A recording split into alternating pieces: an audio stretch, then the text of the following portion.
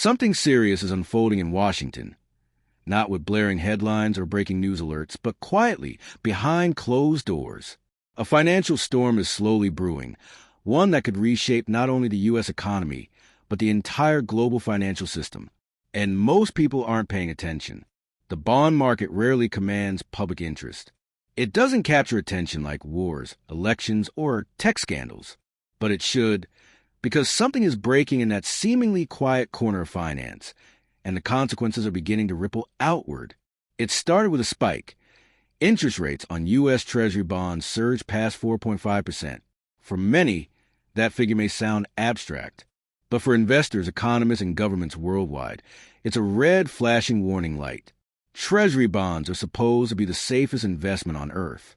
When their yields spike like this, it usually signals that something deeper is wrong. Around the same time, something equally alarming happened, but it barely made a sound. Foreign investors, long the backbone of U.S. government debt financing, began to pull back. At a recent bond auction, demand from international buyers dropped by 28%. This wasn't just a dip. It was a clear sign of fading confidence. These investors weren't chasing yield anymore. They were questioning the safety of U.S. debt itself. And markets noticed. Behind the scenes, nerves frayed. On Wall Street, traders began to reposition. In Washington, officials scrambled. Then, without public explanation, the White House made a sudden move. It rolled back tariffs on Chinese imports, specifically electronics, industrial machinery, and components critical to electric vehicles. These weren't fringe goods. They were core pieces of the global supply chain. The administration said the rollback was about fighting inflation and making goods cheaper for American families. But insiders told a different story. According to sources familiar with internal discussions, the move was a direct response to the bond market shock. Washington needed foreign capital to keep flowing into U.S. debt urgently.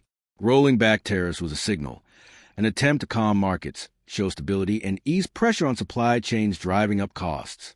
But the timing wasn't lost on investors. It looked like what it was, a financial maneuver under duress. The yield on the 10-year Treasury crept toward 5%, a level that just a year earlier had helped spark a regional banking crisis.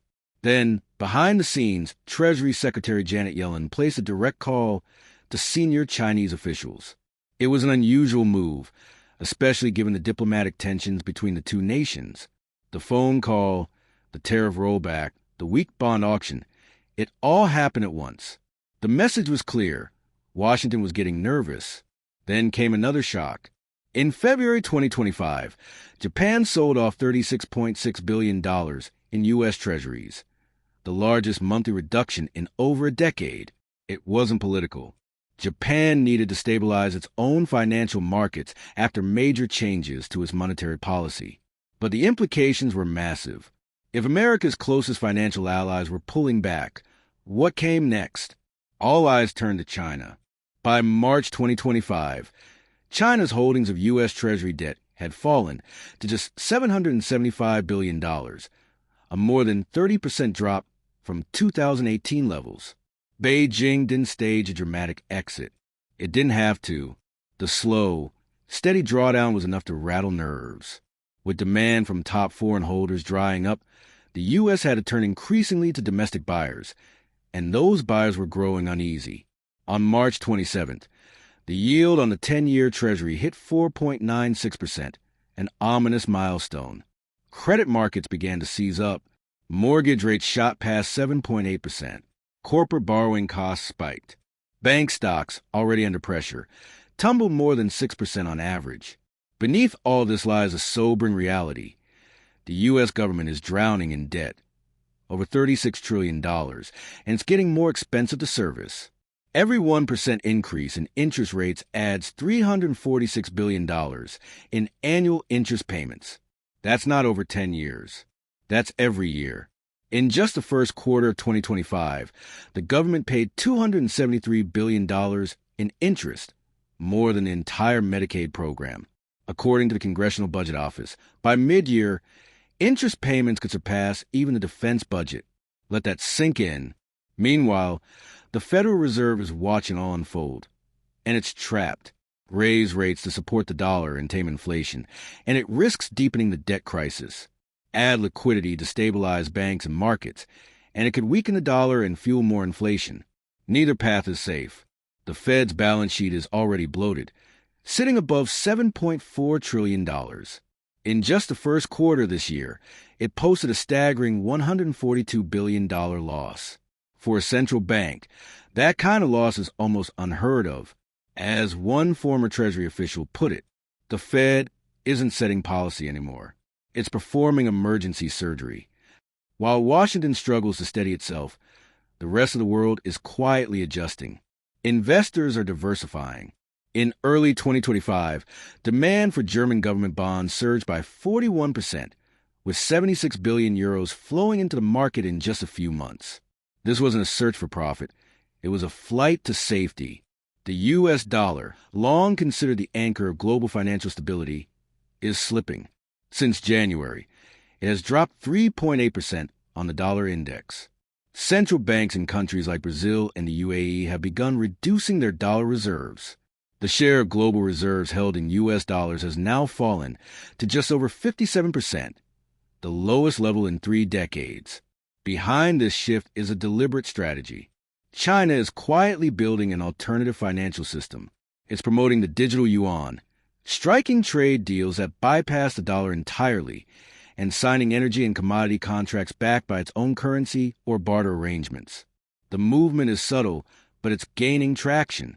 For a clear sign of how economically intertwined the U.S. and China still are, look no further than Apple. In early 2025, Apple secured major tariff exemptions for Chinese-made components used in the iPhone 17, while most U.S. companies continue to bear the brunt of trade penalties. Over 60% of Apple's manufacturing still takes place in China, and much of its advanced chip packaging is done in Guangdong. When CEO Tim Cook visited Beijing earlier this year, it was a symbolic photo op. It was about hard negotiations. According to insiders, Cook warned U.S. officials that forcing Apple to relocate its operations from China would cost the company over $21 billion and jeopardize its 2025 product launches. This wasn't a political concession. It was a business reality. For many American corporations, decoupling from China isn't patriotic. It's financially unworkable. Meanwhile, the impact on everyday Americans is intensifying. Nearly 40% of U.S. households can't cover a $400 emergency without borrowing or selling assets. Tariffs have added an estimated $831 per year to the average family's cost of living. Inflation has compounded the problem. In 2024, real wages fell by 1.3%, while prices rose 3.7%. Pandemic-era savings have been depleted, budgets are stretched, and the pressure is growing. If current tariffs remain, consumer prices could rise another 12.4%. Already, 61% of consumers report cutting back on spending. That's not political messaging. It's economic survival. Ironically, the very trade policies designed to pressure China have ended up hitting American families hardest. Inside the White House, trade policy is in disarray. In just 6 weeks, the administration has imposed new tariffs on Chinese electric vehicles, rolled back tariffs on industrial imports, publicly criticized Apple for its reliance on China, then quietly granted Apple exemptions. A leaked internal memo revealed the core issue: deep divisions within the administration. Some officials are pushing for a full economic decoupling from China.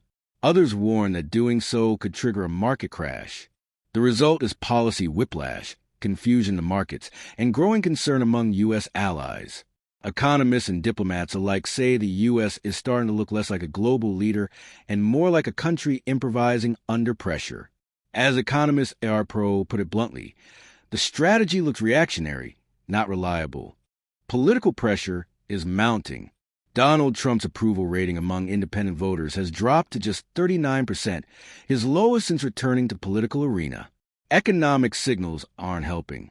The Conference Board's leading economic index has declined for 14 consecutive months, a clear recession warning.